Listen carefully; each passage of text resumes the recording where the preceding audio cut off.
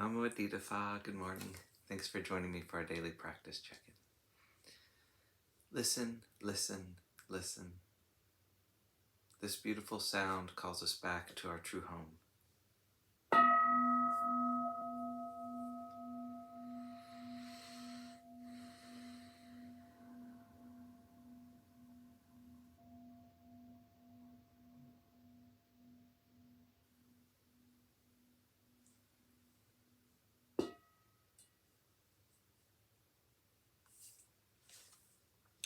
The fourth mindfulness training.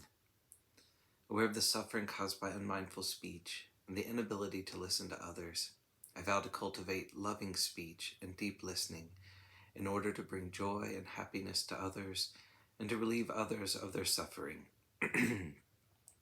Knowing that words can create happiness or suffering, I'm determined to speak truthfully, with words that inspire self-confidence, joy, and hope. I will not spread news that I do not know to be certain, and will not criticize or condemn things of which I am not sure. I will refrain from uttering words that can cause division or discord, or that can cause the family or the community to break. I'm determined to make all efforts to reconcile and resolve all conflicts, however small.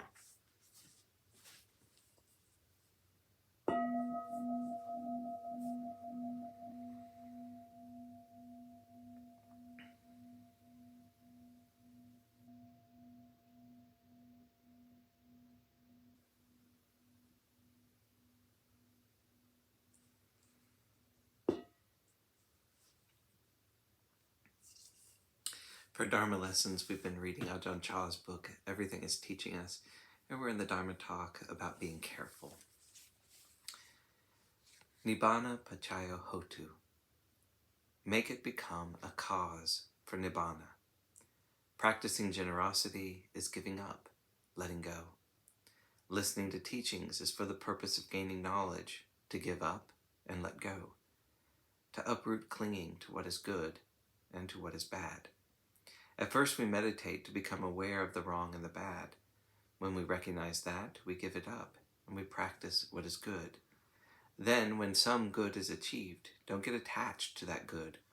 Remain halfway in the good or above the good. Don't dwell under the good. If we are under the good, then the good pushes us around and we become slaves to it. We become slaves and it forces us to create all sorts of karma and demerit. It can lead us into anything, and the result will be the same kind of unhappiness and unfortunate circumstances we found ourselves in before. Give up evil and develop merit. Give up the negative and develop what is positive. Develop merit. Remain above merit. Remain above merit and demerit, above good and evil. Keep on practicing with a mind that is giving up, letting go, and getting free.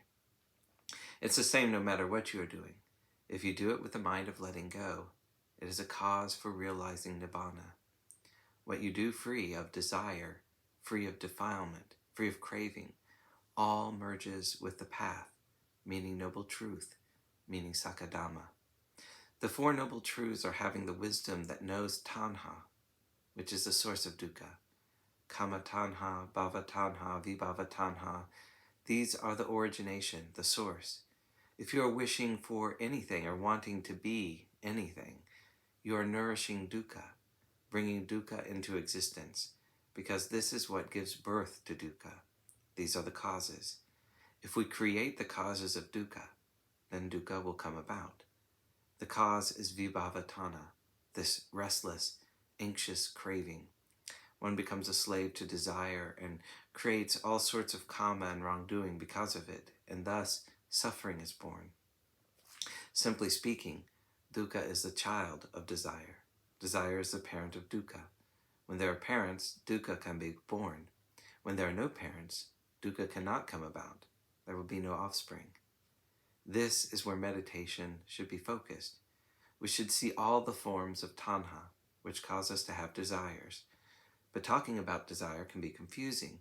Some people get the idea that any kind of desire, such as desire for food and the material requisites for life, is tanha. But we can have this kind of desire in an ordinary and natural way. When you're hungry and desire food, you can take a meal and be done with it. That's quite ordinary. This is desire that's within boundaries and doesn't have ill effects. This kind of desire isn't sensuality. If it's sensuality, then it becomes something more than desire. There will be craving for more things to consume, seeking out flavor, seeking enjoyment in ways that bring hardship and trouble, such as drinking liquor and beer. Some tourists told me about a place where people eat live monkeys' brains. They put a monkey in the middle of the table and cut open its skull. Then they spoon out the brain to eat. That's eating like demons or hungry ghosts. It's not eating in a natural or ordinary way. Doing things like this, eating becomes tanha. They say that the blood of monkeys makes them strong, so they try to get hold of such animals, and when they eat them, they're drinking liquor and beer too. This isn't ordinary eating. It's the way of ghosts and demons mired in sensual craving.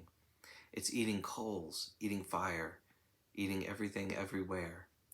This sort of desire is what is tanha. There's no moderation. Speaking, thinking, dressing, everything such people do goes to excess.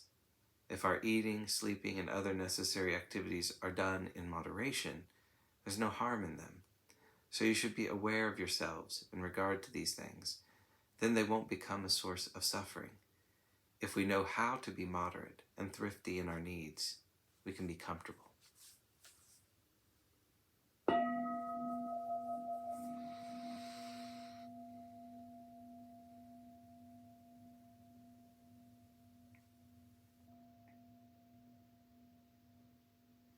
May all beings be well. May all beings be happy. May all beings be peaceful. Sadhu, sadhu, sadhu. Thanks for joining me today.